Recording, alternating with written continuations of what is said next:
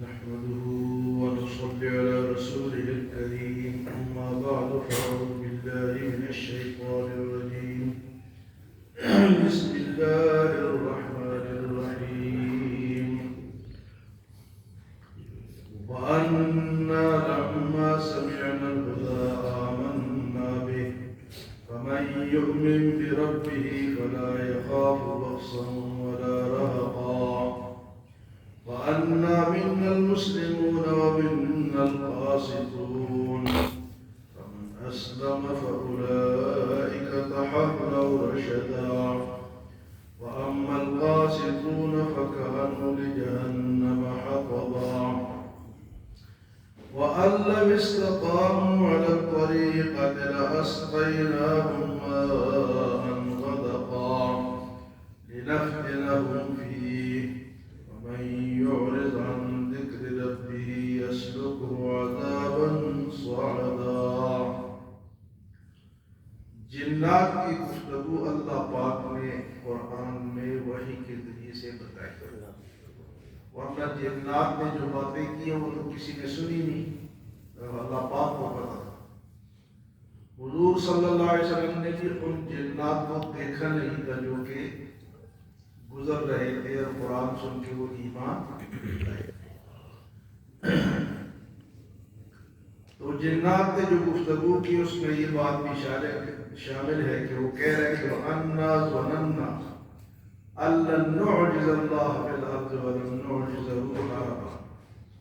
ایک بات تو یہ ہے کہ لوگ سمجھتے ہیں کہ جنات کچھ کر لیں گے، لیکن جنات خود کہہ رہے ہیں کہ ہم اللہ کے طاقت کے بغیر کچھ نہیں کر سکتے، ہم بھاگ بھی نہیں سکتے، ہم اللہ کو عاجز نہیں کر سکتے، نہ بھاگ سکتے ہیں نہ اللہ کو عاجز کر سکتے. لوگ کہتے ہیں جنات میں بڑی طاقت ہے، تو اللہ کے طاقت کے سامنے کچھ بھی نہیں. تو جنات سے ڈرنے کی ضرورت نہیں ہے. اس کے بعد کہ وَأَنَّا لَمَّا سَمِعْنَا الْهُدَىٰ آمَنَّا بِهِ. جب ہم نے یہ ہدایت والی بات سنی ہے جو قرآن کو سنا، وَأَنَّا لَمَّا سَمِعْنَا الْهُدَىٰ آمَنَّا بِهِ، تو ہم اس پہ ایمان لے، ہم اس پہ یہ سنایا جا رہا ہے اہل مکہ کو کہ جنات قرآن سن کے ایمان لاتے تو تم کیوں نہیں؟ تم بھی تو روزانہ قرآن سنتے ہو، تم ایمان کیوں نہیں لاتے؟ تو جنات نے کہا وَأَنَّا لَمَّا سَمِعْنَا الْهُدَىٰ آمَنَّا بِهِ. جب ہم نے ہدایت کی بات سنی، اس سے پہلے جنات وہ اسلام نہیں لائے تھے، اس کے بعد مسلمان ہوئے. فرمایا کہ آمنا بِهِ فَمَن يُؤْمِن بِرَبِّهِ فَلَا يَخَافُ بَخْسًا وَلَا رَهَقًا. اور جو اپنے رب پر ایمان لائیں گے ان کو نہ خسارہ ہوگا نہ ڈر ہوگا، کمی بھی نہیں ہوگی ان کے، یعنی ان کے اعمال میں اللہ پاک کمی نہیں فرمائیں گے کہ اتنا زیادہ عمل کیا اور ثواب تھوڑا دے، اور یا زیادہ عذاب ان کو دے دیں. جو ایمان لائے رب پہ یقین کرے اس کے لیے فلا یخاف بخسا ولا رہقا. اس کے بعد جنات کہتے وَأَنَّا مِنَّا الْمُسْلِمُونَ وَمِنَّا الْقَاسِطُونَ. ہم میں مسلمان بھی ہے اور ہم میں کافر بھی ہے. وَأَنَّا مِنَّا الْمُسْلِمُونَ وَمِنَّا الْقَاسِطُونَ. ہم میں اسلام والے بھی ہے اور نا انصاف بھی ہے.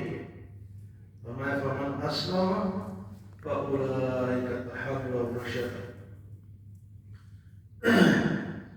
ایک خاتون حضرت عمر رضی اللہ تعالیٰ عنہ کے سامنے آئی، جوان خاتون تھی، خوبصورت تھی.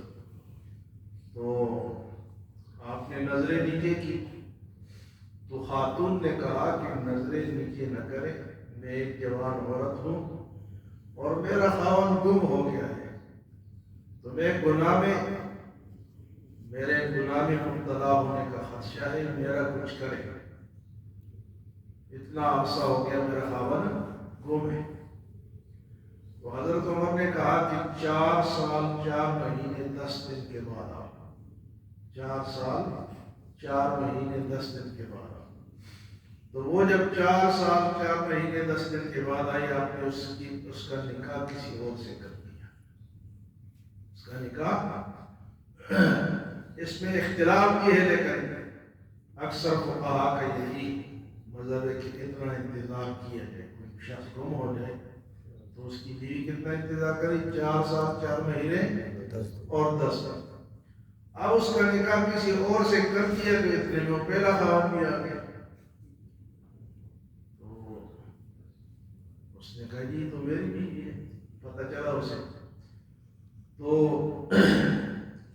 حضرت عمر رضی اللہ تعالیٰ نے کہا تمہارا تو انتظار کیا، اس کے بعد تو بیچاری کا کیا ہوگا، اس کا نکاح کر دیا گیا. تو پھر فرمایا کہ اس طرح اگر ہو جائے تو بیوی پہلے خاوند کو دوبارہ ملے گی، دوسرے خاوند سے نکاح ٹوٹ جائے گا. فرمایا کہ آپ تم 4 عدت کو گزارے گی، 3 مہینے کی عدت گزار کے پھر تم اس کے ساتھ نکاح کر سکتے ہو. حضرت عمر نے پوچھا کہ تم کہاں؟ لیکن مجھے جنات اٹھا کر جن مجھے اٹھا کر میں ان کے قید میں. اور یہاں کہتے ہیں کہ انا من المسلمون و من القاسطون، ہم میں ایمان والے بھی ہیں اور ناانصاف بھی ہیں. تو وہ کافر تھے لیکن ان میں کچھ مسلمان بھی تھے. تو میں جب نماز پڑھتا تھا تو انہوں نے مجھے دیکھا تو انہوں نے پھر ان ظالموں کے ساتھ لڑائی کی، آپس میں لڑائی ہوئی اور اس طرح مجھے رہائی کی.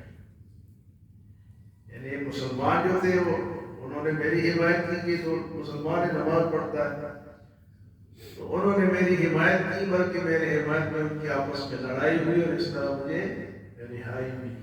پھر میں آیا. تو یہ جنات میں بھی ایسے ہیں کہ مسلمان بھی ہے اور جو مسلمان ہے وہ انصاف پسند ہے، جو کافر ہے وہ بے انصاف ہے.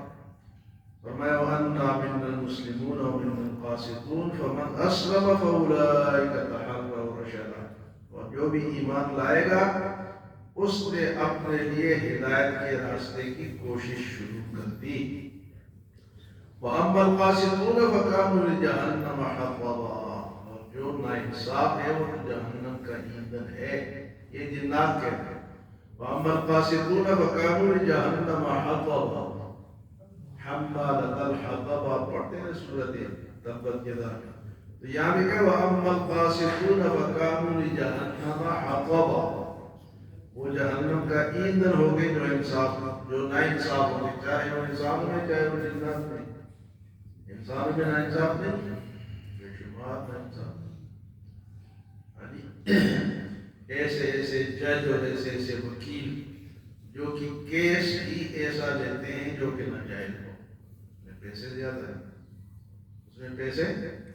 اگر آپ کسی کو انصاف دلانے کا کیس لیتے ہیں اس میں کیا ہے، انصاف آپ نے دلا دی، پیسے تو آپ کو معمولی ملے گا. لیکن ایک قاتل ہے، ڈاکو ہے، اس کو چھڑانا ہے، وہ کیس جب آپ لیتے ہیں تو اس میں خوب پیسے ملتے ہیں. تو ایسے لوگ ہیں. فرمایا وَأَن لَّوِ اسْتَقَامُوا عَلَى الطَّرِيقَةِ لَأَسْقَيْنَاهُم مَّاءً غَدَقًا. اور جو بھی اچھے راستے پہ استقامت دکھائے گا، چاہے انسان ہو یا جنات ہو، اللہ ان کے لیے بے شمار بارشیں دے گا. بارش جو ہے وہ اللہ تعالیٰ کی رحمت ہے. کن لوگوں کو بارش ملے گی؟ وَأَن لَّوِ اسْتَقَامُوا، جو انصاف پر اور اچھے راستے پر مستقیم رہے، قائم رہے. لَأَسْقَيْنَاهُم مَّاءً غَدَقًا. ان کو اللہ پاک پانی سے سیراب کرے گا. لِنَفْتِنَهُمْ فِيهِ، اور پھر اللہ کی آزمائش آتی ہے. وَمَن يُعْرِضْ عَن ذِكْرِ رَبِّهِ يَسْلُكْهُ عَذَابًا صَعَدًا. جو اللہ کے ذکر سے بھاگے گا، دور ہوگا، اس کو اللہ عذاب کے سیڑھیوں پہ چڑھائے گا. لِنَفْتِنَهُمْ وَمَن يُعْرِضْ عَن ذِكْرِ رَبِّهِ، جو اپنے رب کے ذکر سے اعراض کرے گا. قرآن کی دوسری جگہ اللہ کیا فرماتے ہیں؟ وَمَنْ أَعْرَضَ عَن ذِكْرِي فَإِنَّ لَهُ مَعِيشَةً ضَنكًا.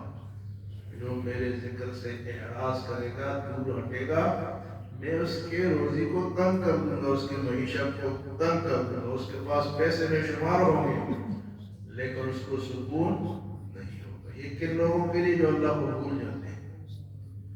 تو فرمایا کہ وَمَن يُعْرِضْ عَن ذِكْرِ رَبِّهِ يَسْلُكْهُ عَذَابًا صَعَدًا، ان کو ایسے راستوں پہ، مشکل راستوں پہ اللہ چڑھائے گا، کن کو؟ جو اللہ کو یاد نہ کرتے۔ تو نماز پڑھنا، روزہ رکھنا، ذکر کرنا، تلاوت کرنا، یہ اللہ کی یاد ہے۔ ہر مسلمان کو اس کے لیے وقت دینا چاہیے، ورنہ اللہ فرماتے ہیں کہ کیا ہوگا؟ یسلک عذابا صعدا، مشکل راستوں پہ اس کو چڑھائے گا اللہ پاک۔